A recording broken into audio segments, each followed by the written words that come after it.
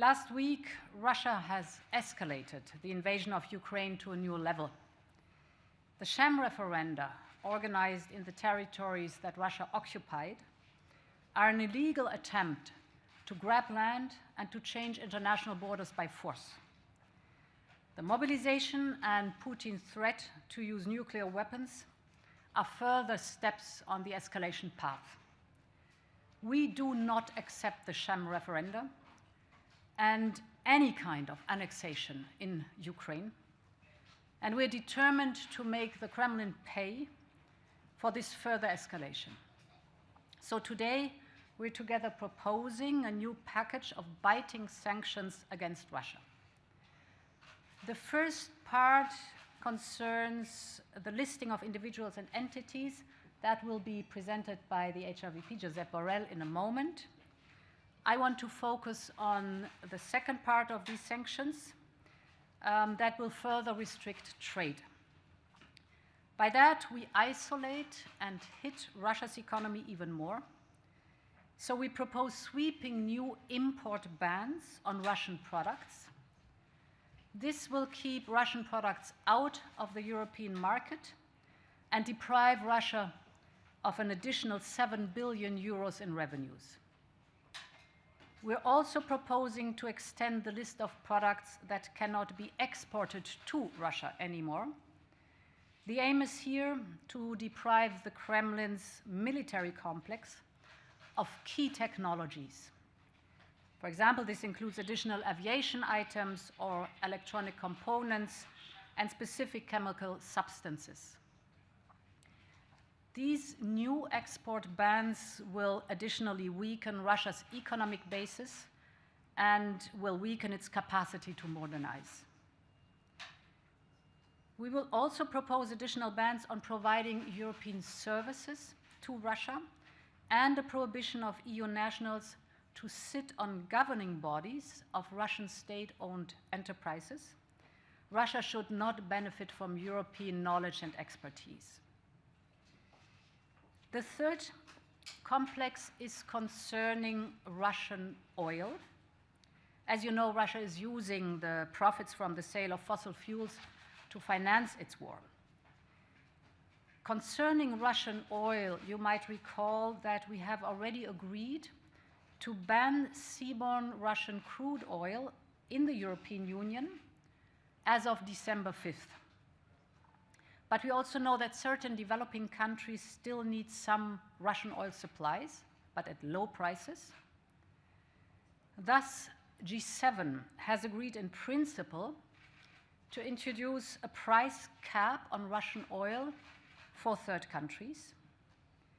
This oil price cap will help reduce Russia's revenues on one hand, and it will keep the global market for energy stable on the other hand. So today, in this package here, we are laying the legal basis for this oil price cap. And my last point I want to focus on is our efforts that we are stepping up to crack down on circumvention of sanctions. Here we are adding a new category. In this category, we will be able to list individuals if they circumvent our sanctions. So, for example, if they buy goods in the European Union, bring them to third countries and then to Russia, this would be a circumvention of our sanctions, and those individuals could be listed. I think this will have a major deterring effect. Our sanctions have hit Putin's system hard. They have made it more difficult for him to sustain the war. And we are increasing our efforts here and moving forward. With that, I would like to give the floor to you, Josep. Thank you, Madam President. Good afternoon. With the illegal referenda organized by Russia, the Kremlin is following the same playbook that we have already seen in Georgia in 2008 and in Crimea in 2014. As the President has said, we condemn in the strongest possible term, and I am sure I can speak on behalf of the member states of the European Union that none of them will recognize this falsified outcome, And we call to the international community to do the same, because this sham referendum is a pure violation of international law and the principles of the United Nations Charter. We will continue supporting Ukraine. We stay on course. Our strategy is working. Our sanctions are having a compelling effect, as the President has explained, with the extension of the list of products that will be banned from export to Russia. We will continue weakening their military capabilities. Also, from the personal point of view, we are increasing the listing of persons and entities which has been sanctioned. There are more than 1,300 people or entities.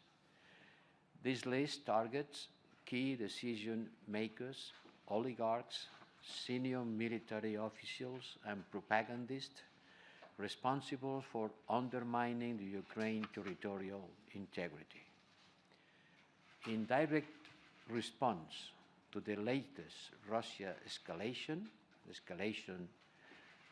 for example, through calling 300,000 soldiers to the war, we propose to adopt additional restrictive measures against those individuals who are supporting, facilitating, or benefiting from the invasion of Ukraine.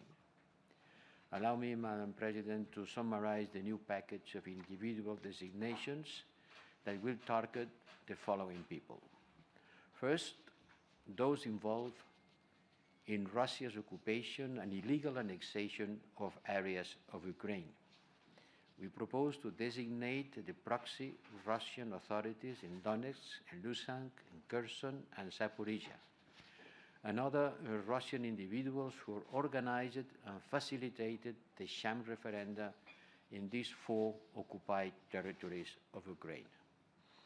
Second, we propose a number of designations in the defense sector.